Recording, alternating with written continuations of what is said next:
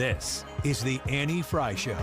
Crooked Joe Biden is not only dumb and incompetent, I believe that he has gone mad, a stark, raving lunatic with his horrible and country-threatening environmental open borders and DOJ, FBI weaponization policies.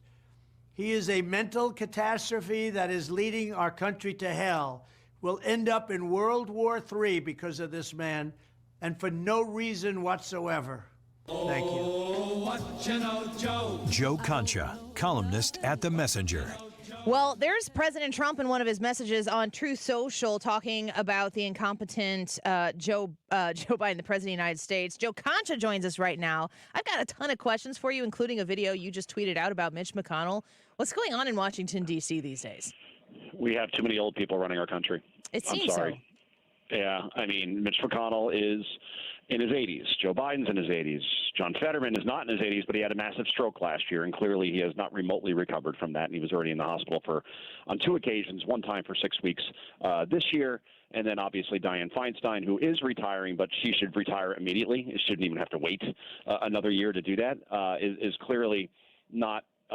It doesn't have her faculties, right? And some people make jokes in these situations. I don't do that. I've had family members who have had strokes, who have gone through things like this. It's not funny, but at some point we have to hold our leaders accountable. And when you have senators that have 6-year contracts, well, maybe a couple of years ago when McConnell won, he wasn't showing signs of freezing up the way he just did this afternoon in Washington. And again, this follows just a couple of weeks ago, the same thing happened. So clearly there is something cognitively going on. My wife's a doctor. I sent her this, and she's like, oh, yeah, he's having mini strokes, basically. Now, she does teledoc, which she could kind of diagnose people from afar. So you say, oh, yeah, she hasn't seen him.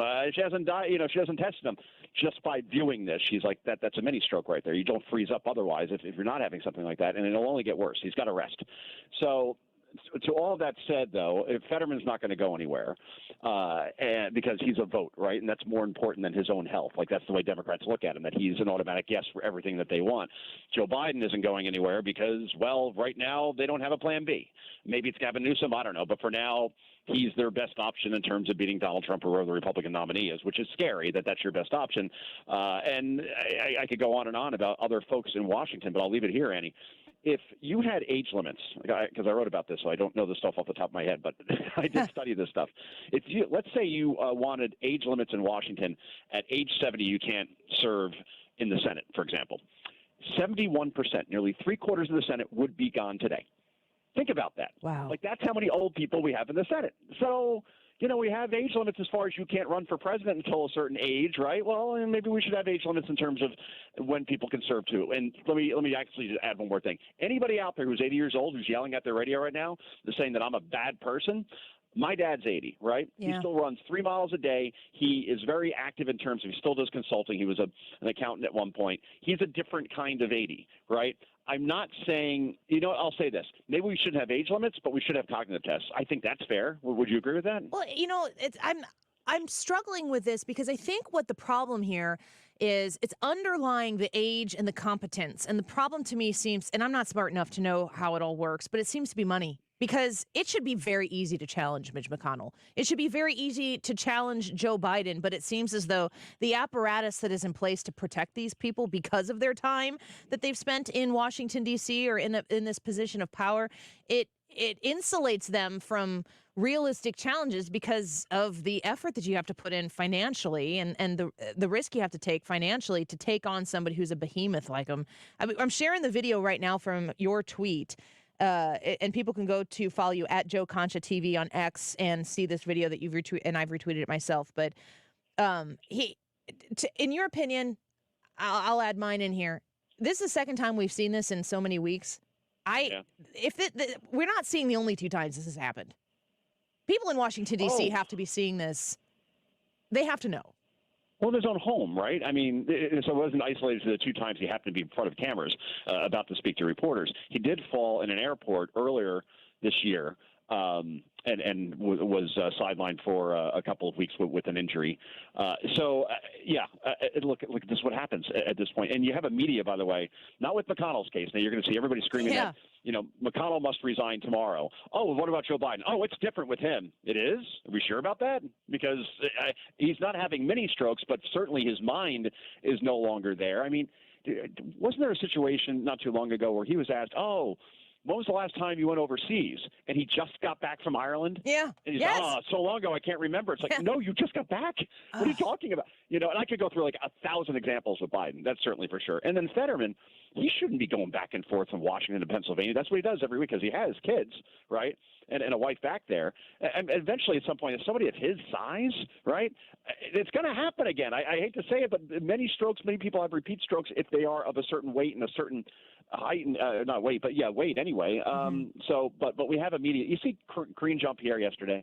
She's on with Jake Tapper. I do everything I can to not watch Karine Jean-Pierre as much as I can possibly try to avoid it. You can't avoid the clips, though, right? No. So Tapper, in kind of a halfway challenging ways, brings up the poll that 77% of Americans think that Joe Biden's too old to be effective in a second term, and 69% of Democrats agree with that sentiment. 7 in 10 say he shouldn't be in office for another term. So that's an incredible number. So he asked Karine Jean-Pierre about it, and she says, "Oh no, I can barely keep up with this guy. He's so vigorous and he's so active. He's been on vacation 23 of the last 30 days. He's been on vacation 370 days, Annie, since he took office 2.5 years ago." Ronald Reagan, let's put this in perspective for a second, who was the oldest U.S. president, he went on vacation 390 days, over 8 years. Wow. Biden's about to catch that now because he's going away for another 4 days starting tomorrow. It's just incredible. And at some point we have to say, all right, there's got to be a reason why he's taking this much time off. And yet you have a media that at least like the MSNBCs and most of CNN will say, oh, no, he's fine. That's Republicans pouncing. Give me a break. Yeah, we all have eyes and ears. We can all see what's going on. And I mean, I really do believe that it's probably in America's best interest that he isn't talking in front of cameras. I mean, this is the position that we've been put in. The voters put him in the office of the presidency. But when he goes out and speaks, he doesn't really do us any favors. I mean, watching him go to Hawaii was jaw-droppingly narcissistically ignorant and painful to watch, knowing the pain that those people are suffering, and then watching him show up, make it about himself, and then leave. I honestly would have yelled at him. I know you have to have respect for the office and for the presidency, but once he told that story about how he almost lost his wife, his cat, and his Corvette in a fire that was contained within minutes, I would have been like, you're lying. I just lost everything, right? Yeah. These people have lost whole families, and you're telling this story knowing it's a lie. It's already been fact-checked. Sir, show us some respect, please, the same respect that we show you. I'd say something like that. And, of course, I go viral, and like half the world would hate me. But, hey, publicity is good publicity, Joe Concha. I wonder how Hawaii feels about Joe Biden. I don't know exactly how many electoral votes Hawaii gets, but that's about as blue. Maybe. Yeah, 3 was the number in my head. But if Joe Biden loses a place like Hawaii that it should vote blue, without even having to get up in the morning, if he's losing support from people there, I'm of the opinion that there's no way that he's going to be the nominee. I don't know if that's an ignorant position or not. But what is the Democrat Party going to do to make sure Donald Trump doesn't win, because he looks like the guy who's going to win the Republican primary? What are they going to do to keep, if Joe Biden's the nominee, to keep him in this game? We're both wrong, by the way. I Googled it, and it's four electoral votes for Hawaii. Congratulations to Hawaii. Exactly. Honolulu is pretty big, so I guess I can see how they get 4. But anyway, what are they going to do? Well, obviously, we see now that Jack Smith, he's nonpartisan. He's impartial. He's a guy just doing his job. He's the guy who asked for March 4th for a trial date. Right. March 4th, the day before Super Tuesday, the most consequential primary day by far. Joe Biden is president now because he had such a big Super Tuesday. Remember, Biden got smoked in Iowa, New Hampshire, right? Then he came back in South Carolina, and then Super Tuesday came, and he basically swept the board at that point, and there was no looking back. Donald Trump, same thing. Donald Trump lost Iowa in 2016. He won New Hampshire, but not by a big margin. But then Super Tuesday came, and that's when Trump really just the rocket fuel took off, and he won a majority of states and then never looked back. So now you're going to have this trial start. You know what the stupid media is going to do? They're going to solely concentrate on Trump to declare that he's guilty before proven innocent, and we're not going to be talking about any issues whatsoever. And if you're like a DeSantis or a Scott or a Haley, you got to just be shaking your head being like, what do we got to do to make this stop, because every time we get a little momentum, right, we actually have a stage. We can't do anything. But I'll say this, though. I mean, if people want to be reminded about Ron DeSantis in terms of his ability to lead, you look at him during this hurricane, and I know it's still going on, and, we'll see the aftermath and everything, but the preparedness and the transparency and the way let's put it this way, Hurricane Ian last year, Annie, that was the most expensive hurricane of all time. I mean, that was devastating. That was Cat 5. The storm surges were just incredible, and he had that area back up and running in a hurry in terms of power, in terms of roads, in terms of a lot of things. And it looks like that very well may be the case here again with this devastating storm.